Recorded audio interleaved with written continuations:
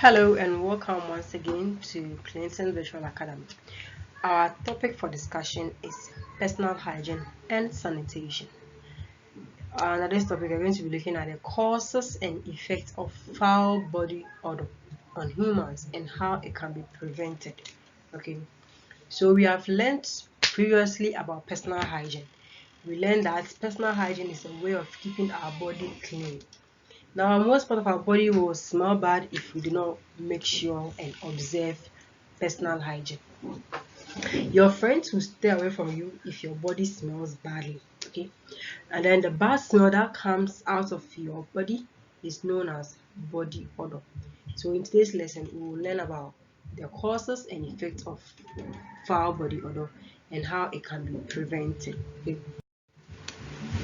So what are some of the causes of body odor? The first thing is sweating. We all sweat when we run or play or work. Okay, sweat is one of the causes of bad body odor. We sweat all over our body, especially in our armpits, under our genitals, and in between our toes. Sweat itself does not smell. Take note. Sweat itself does not smell. There are some bacteria that act on the sweat to cause bad body odor. Another thing is also wearing dirty clothes. Okay, when we wear dirty clothes, we smell a lot. Germs live in dirty clothes, and the germs in the dirty clothes get in onto our skin and make us smell. So we shouldn't be wearing dirty clothes. We must always wash our clothes anytime they are dirty in order to prevent bad body odor. Irregular bathing is also a cause of bad body odor. So it is necessary that we should always make sure that we take our bath regularly, at least twice in a day. A day without a bath will make you smell. So make sure you bath twice in a day, every morning and then every evening, right? Improper brushing of teeth. When you don't brush your teeth well, your mouth smells.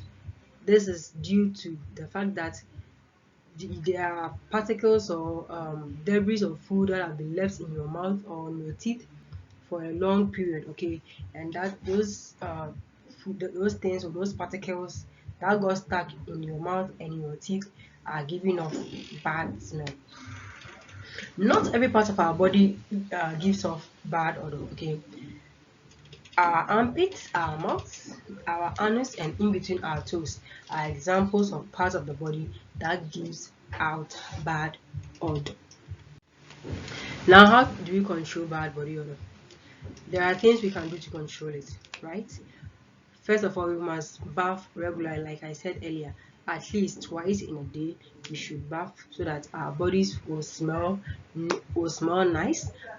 Our armpit is going to smell nice. And when we are bathing, we should always make sure to clean our armpit, your anus, in between your toes, and then around your genitals very well.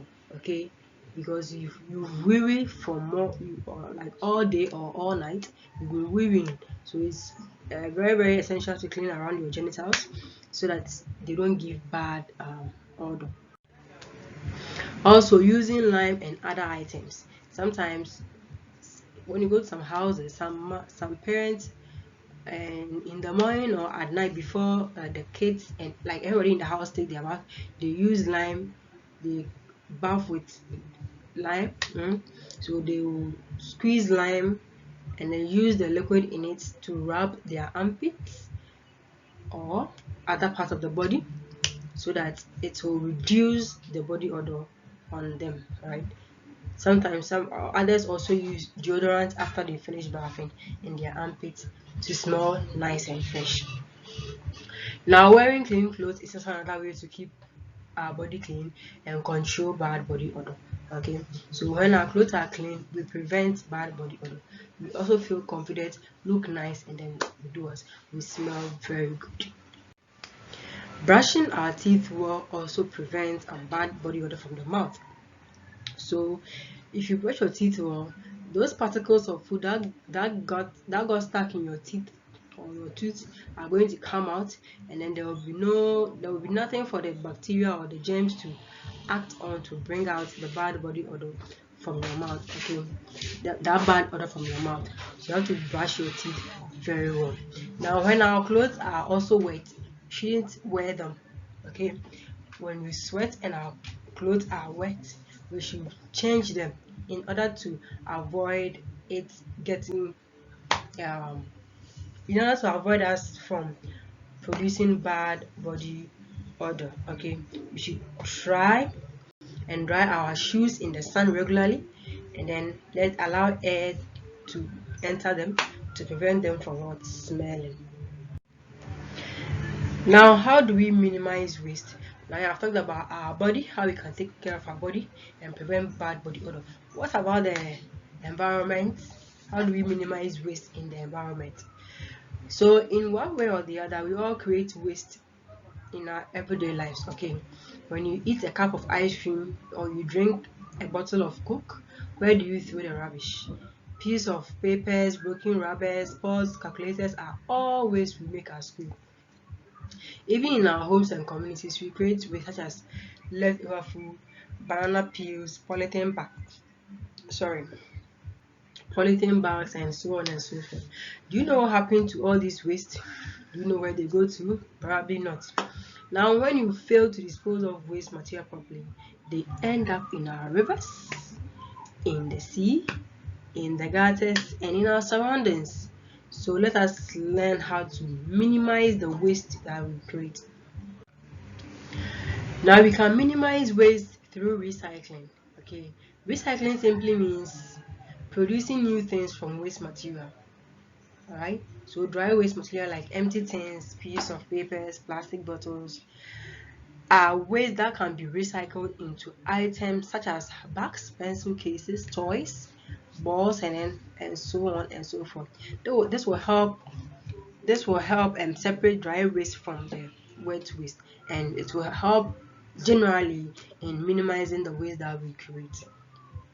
Now, by reusing, in order to minimize waste, we must learn to reuse some of the things we have bought and used already. For instance, instead of throwing away an empty box, we can reuse them by storing our books and toys in them. Wine glass bottles and as well as flower vase. Okay, you can store things in those things.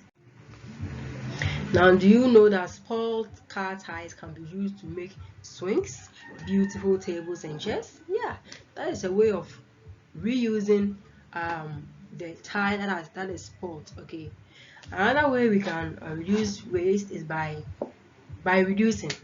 Okay, so we can reduce waste in so many ways. Instead of going to the market empty-handed, we can take along a basket to avoid being served with plastic bags from each person that we buy from. Okay, this will help to reduce the amount of plastic that will be exposed into our environment. We must also learn to put only what we need at a time. Okay, this will help to reduce the amount of waste that we create. Now, by donating, we can minimize waste by donating our old dresses, books, and toys to other people instead of throwing them away. This shows our love and compassion for others. So, as we are showing our love and compassion for others, we are also minimizing the waste that we are creating in the environment, right? Now, finally, we can reduce or minimize the waste that we generate by composting them through composting. So just like dry waste material can be recycled, wet and organic waste material can also be reused. Wet and organic waste material include remains of plants, kitchen waste like banana peels and all those things. These are waste that can easily decay and can serve as manure for plant growth. So composting helps us to recycle our kitchen waste, hence minimizing the amount of waste in our environment. Okay, this is the end of our lesson. We have been able to talk about things that we can do to help our body stay clean and fresh. Things that when we do is going to give us bad body odor.